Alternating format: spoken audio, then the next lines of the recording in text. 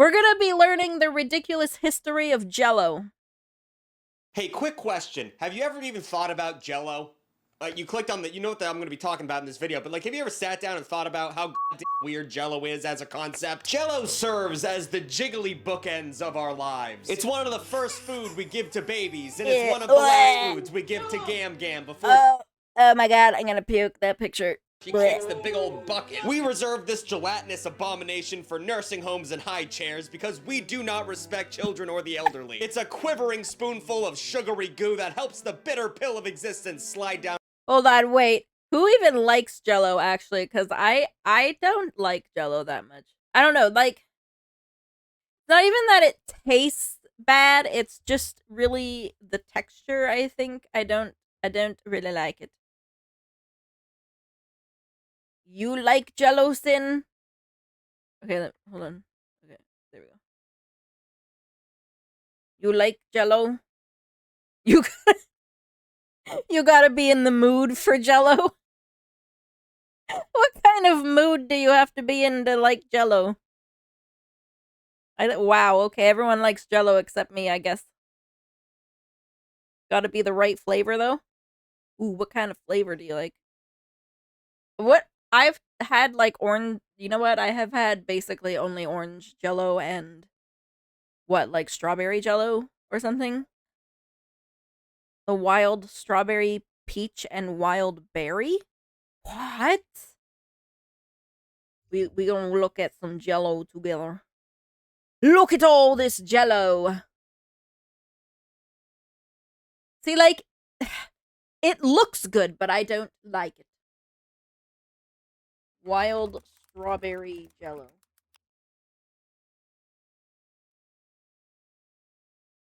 And what was the last one? Wild berry Jell-O.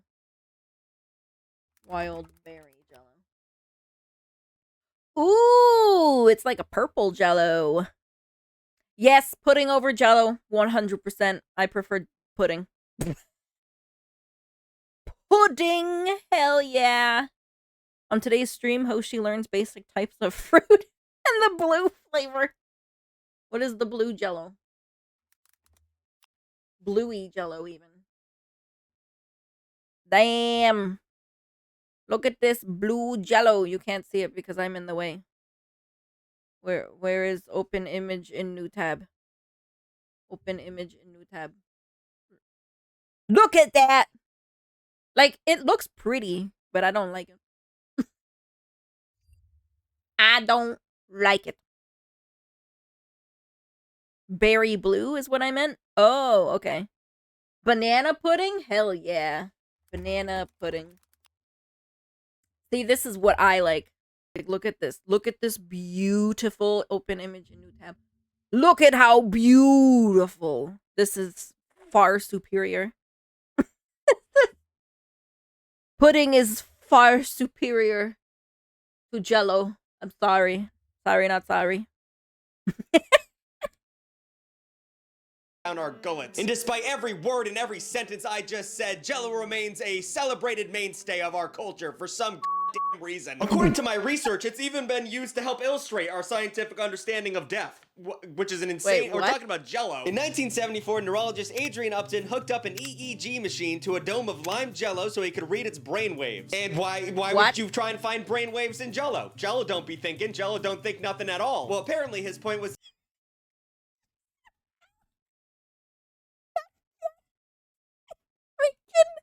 I can't.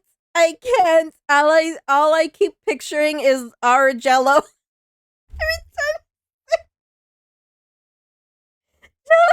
time Jell-O doesn't think anything at all.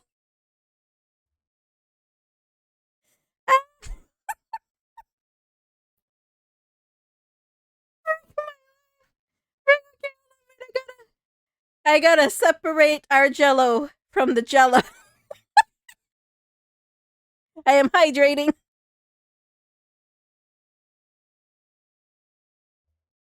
Alright. Alright. Fun fact about gelatin, because of how it's made, gummy worms have more bones in them than actual worms. Huh? What? How? I freaking love gummy worms, especially sour gummy worms. When you said the history of Jell-O, I it was like, no, oh, the food. Yes, the food, not our Jell-O.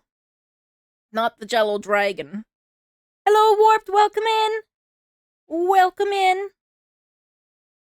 To demonstrate how EEG machines could give false signals and mistake brain-dead patients as alive, but in reality, it just made him seem like the world's worst mad scientist, and people wrote articles about him, and it was not a good look at all. But whether it's in the name of science or dessert, Jell-O remains a fat slice of Americana. In 2022 alone, sales topped $688 million, which, who among you are buying this much Jell-O? What? I've not eaten Jell-O since I was a child, and even then it sucked. I hate Jell-O, but we're making a video about it because it's interesting. I think it's high time we, as a people, figure out what's going on with these trembling treats. Tuglets, it's time to get jiggy with Jell-O. Oh my god, Tuglets is the freaking cutest community name. What the hell? Welcome in, Slasher! How are you doing? Gelatin is made from a protein found in animal bones. Oh! Okay. Okay. I get it now. I get it. Because gummies are made up of the leftovers of from slaughterhouses like bones and stuff. Okay. Me understand now. Me feel a little bit dumb, but you know, I get it now. Chris, you don't have to leave that in if you don't want to. So we can't talk about Jell-O without first talking about its father, gelatin. So gelatin comes from body parts of animals. Blech. And you know, in your mind when I say that, it sounds horrific, because it kind of is. It's not like a pork chop, it's way worse than that. Specifically, gelatin comes from the collagen found in the bones and connective tissues of animals. You know, the things that you would never even think about eating, we somehow made that edible, so that's fun. The discovery of gelatin was most likely an accident, and probably stumbled upon after broths made with animal bones and hides became gelatinous after cooling off. Some caveman was bubbling up some bullshit and goo appeared and someone said, I'll eat that. I gotta try that. Yeah, that looks good. give me some of that. Just keep putting it on my plate. I'm very hungry. The evidence of using gelatin in food stretches back centuries, but the jellied dishes of medieval Europe were strictly for nobility and royalty. It's weird to think that Jell-O at any point in history was for classy people, but it makes sense because making gelatin in the 15th century was an insanely complicated and time-consuming process. It involved boiling hooves, which, holy f***, that's so gross. Then you strain the liquid goo through a flannel sack, you let it congeal, and then scraped off the goo, and then you mixed it with eggs, and then you strained it again through the flannel sack. And while I'm not sure the ending product was long process. good by any means, it was definitely a flex to even have at your table because all that bullshit you had to do to get it. King Henry VII, which I don't know which one that is. I didn't pay attention to that part of school. He enjoyed a little dish called glittering calves foot jelly. Literally me every time I freaking read Roman numeral. This is set VI or triple I. Yep.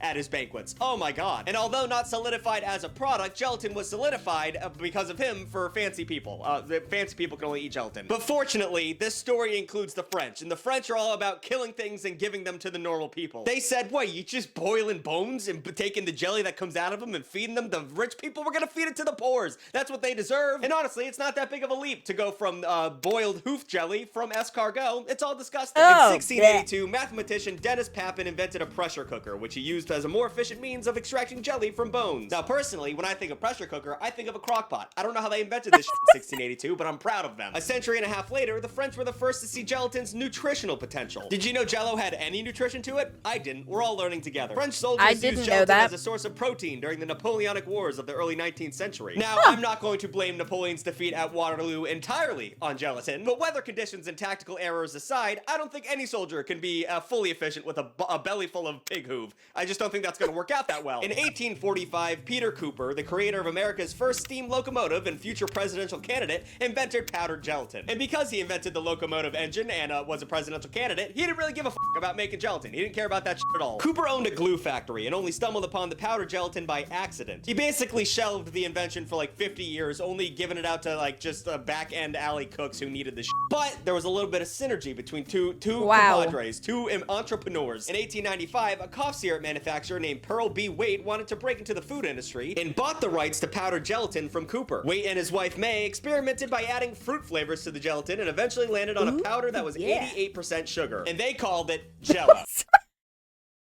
88% sugar! Holy shit! Sounds tasty. Yeah. Sounds very sweet. Very sweet. And also, you need to remember that, like, in the late 1800s, cough syrup was pretty much just cocaine and heroin, so just be glad that Jell-O has no heroin in it. Just be glad about that. But Jell-O, as a new concept, a fruit-flavored sugar jiggly bit, they had no idea how to market this shit, and I don't blame them. I mean, who would know how to market this? Jell-O is the definition of unnecessary. You're making a new dessert that looks like a blob? I don't want that. So, after 4 years of failing to make this shit work, Waite sold Jell-O to Orato Francis Woodward. What a fucking name. Sales were slow at first until Jell-O hit on a marketing scheme that would make it a household name. God. And what was that marketing scheme? Well, they decided to make a bunch of cookbooks. Bunch of Jell-O cookbooks. How many fucking ways can you make Jell-O? Well, you're about to find out. Over 15 million Jell-O recipe booklets were printed and distributed for free by door-to-door salesmen with illustrations by artists like Norman Rockwell. You might know him from that meme of that guy standing up in the town hall you see on Twitter all the time. That he did that. He also did a bunch of other famous ones, but I know that one really well. This strategy coincided with Jell-O recipes being placed in magazines like Ladies' Home Journal and ad campaigns that declared Jell-O. Wait, what did that say? Avoid desserts that overtax digestion. Jell-O never does. Freaking hell. Think it got big because of the Great Depression for how easy it was to make? That could be true. Yeah, true.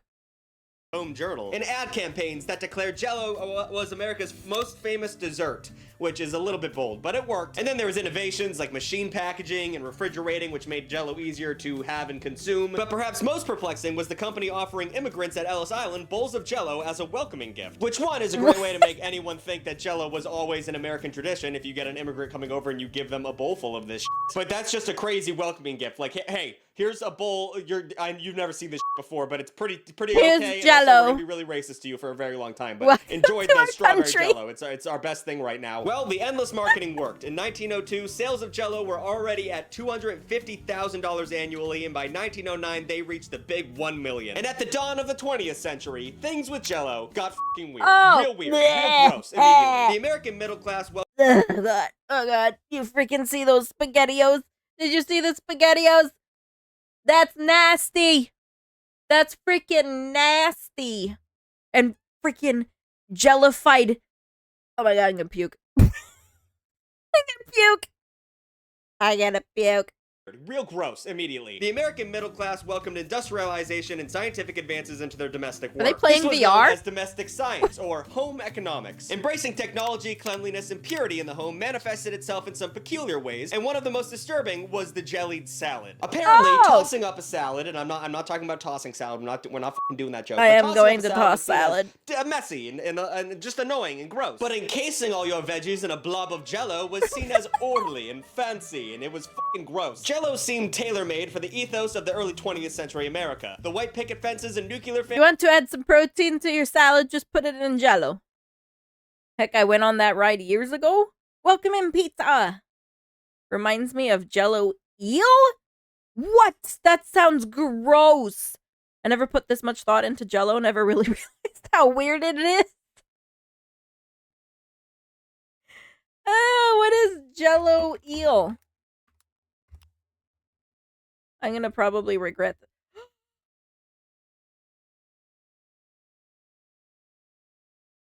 Jellied eels. I'm gonna puke. I am going to toss my salad. Holy frick. Hold on, wait, you guys have to see this. If I have to suffer by seeing this, then you have to also suffer. Look, it's tiny. Why is it so tiny? Look. You know,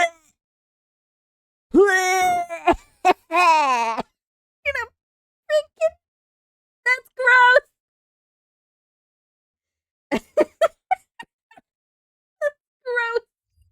That's gross. Gross. Blame the British. We're going to blame the British right now. For jellied eel. Kill it with fire. Oh my gosh. That's gross. Gross.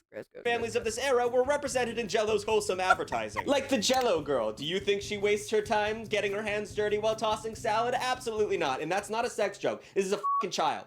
But she's white and pure, and that's what America wanted at the time. The Jell-O salad became a staple of dinners, potlucks, and backyard barbecues. Many food historians believe that Jell-O salad represented the contradictions women faced during this era. As more women worked, more convenient and easy to make foods flooded the market. And it was clear options like Jell-O that made life just a little bit easier for a man who has never tried to cook one day in his life. But at the same time, it was seen as lazy and being a bad wife if you used any type of instant product. Like instant mac and cheese, you're a piece of shit bad wife and you should get divorced by your husband. God. So, instead of just doing the easy shit with Jell-O, they put labor back. Please, let's not talk about mac and cheese and Jell-O in the same sentence. No, thank you. No, thank you. The VR thing was from the Carousel of Progress at Disney. Oh, okay. I have never seen it before. From Disney World. Okay. Interesting. I've never seen it before.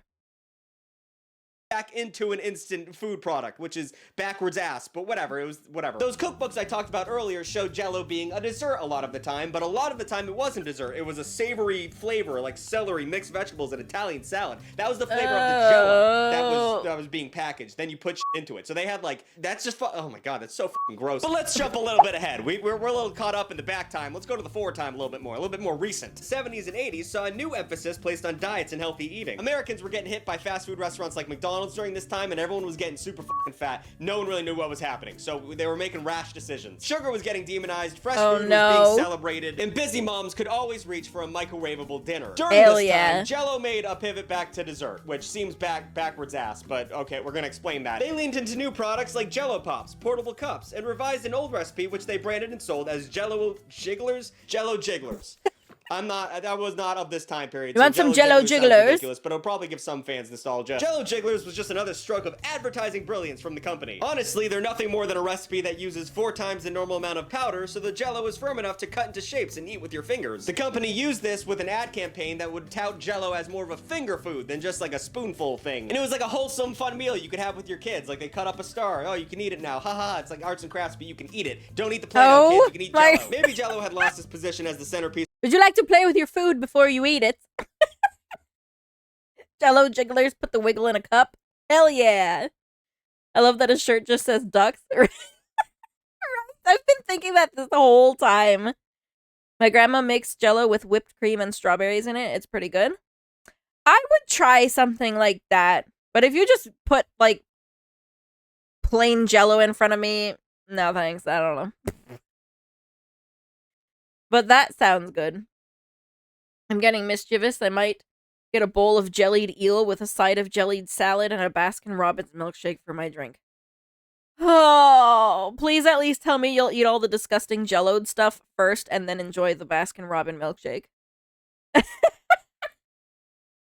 Jellied maggot cheese?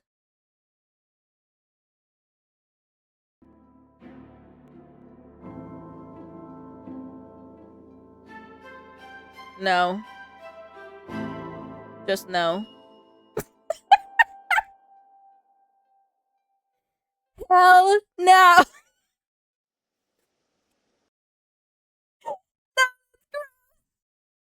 That's gross! I feel I'll explode if any of that entered my body. Yeah. Oh my god, I gotta be sick. I gotta be sick to my stomach. Piece of a family dinner table, but it wiggled its way through a nearly century of food trends to remain part of our cultural cuisine. And then, along the lines of the dark history of Jell-O, we have Bill Cosby. And this is a couple pages. I'm just gonna skip that. We don't have to talk about that. So now I just wanted to end this video by talking about all the f***ed up recipes that the people made with Jell-O in the past. I just wanted to talk about that because I could have talked about it earlier, but I just had to shoehorn in at the end. There's some f***ed up recipes that people were actually making in the past with Jell-O. Up first, we have a little favorite called Ring Around the Tuna. Holy f***, there's fish in this f***ing thing. Here's the ingredients. It listed out. We got vinegar, tuna chunks, pimento, stuffed olives, celery, and cucumber and lime Jell-O. You're disgusting if you've ever put this in your mouth or whatever. Think about doing that. This is from the 50s though, so everyone was just f***ing housed off martinis. They were just trying whatever and eating anything. Up next, we have a garden salad ring. The rings were a big part of making f***ing Jell-O dishes back then. Oh my god. Who chose to watch this video? Whose choice? It wasn't mine.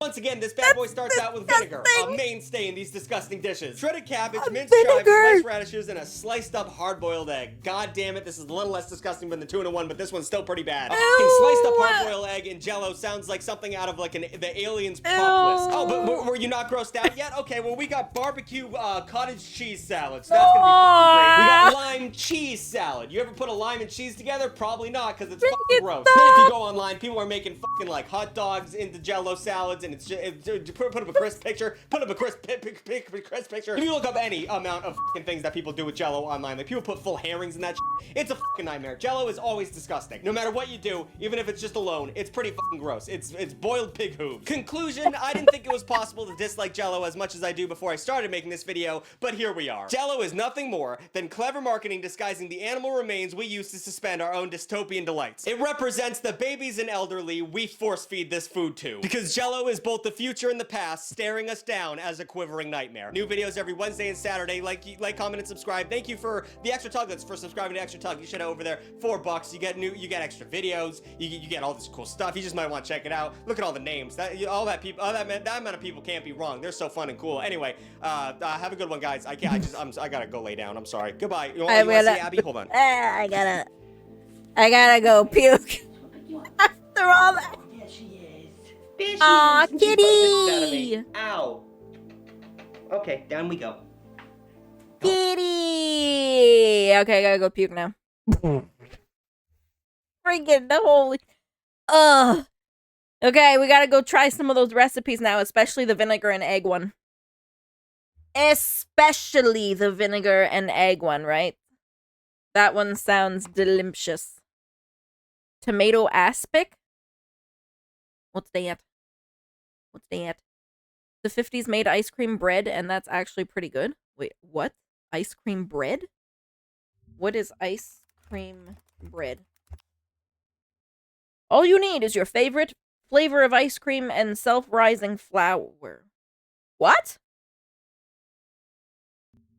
Ice cream bread. That looks so good. Tomato aspic. No. No. Oh, is that like jellified tomato soup? That's gross. Look at this jellified tomato soup. We're switching now. Is there actually soy sauce ice cream? I don't know how to feel about this. How do you implement the grilled cheese sandwich with the jelly tomato? Oh my god, yes, grilled cheese with tomato soup is so good. If you like salted caramel, salty ice cream is pretty darn good. Yeah, like, I like salted caramel, but I don't know if I would put soy sauce on it. Wasabi ice cream? Blech. Oh, no. French fries dipped in milkshake sounds pretty good. I see, yes, that's acceptable. There was Parmesan cheese ice cream. Hello? Oh my god, please. Not. Hold on, wait, I have to look up. I'm looking up all this weird shit. Oh yeah, there's like ketchup mustard ice cream. Okay, I have to look up wasabi ice cream. Wait. Okay, what? Wait, wasabi ice cream. Literally just looks like pistachio to me. Except this looks kind of gross. But it looks like pistachio ice cream. Parmesan cheese ice cream. Ew. Ew, that looks gross. I mean, it looks like vanilla ice cream though too, but like picture shows that it's with the cheese. Why? What? And now I'm in the cone of shame. God, why?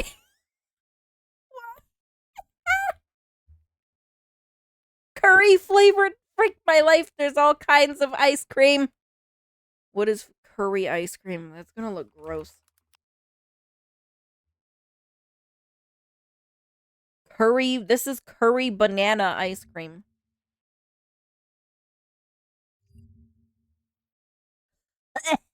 Ah, gross. That looks nasty. Oh, and then I wanted to look at the bacon ice cream. Ew. Ew. This does not look appetizing to me, and I love bacon. I love bacon, but not in my ice cream, okay? Please,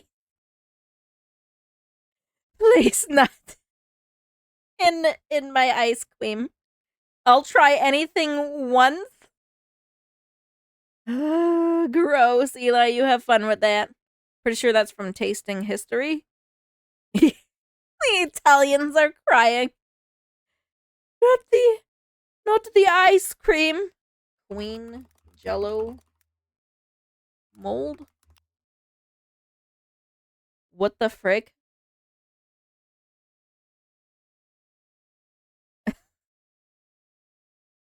What?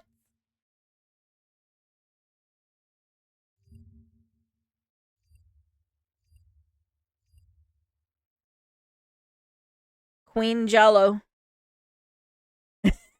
It's Queen Jell-O, everyone. Apple pie a la mode. Is apple pie ice cream a thing? Oh, yeah. Hell yeah. Apple pie ice cream? Of course. That would be delicious. See, now this is good looking ice cream. Holy shit, this looks really, really good. The queen has returned. Jellified version. Jellified version. Look at this apple. Oh my god, that looks so good. That looks so good.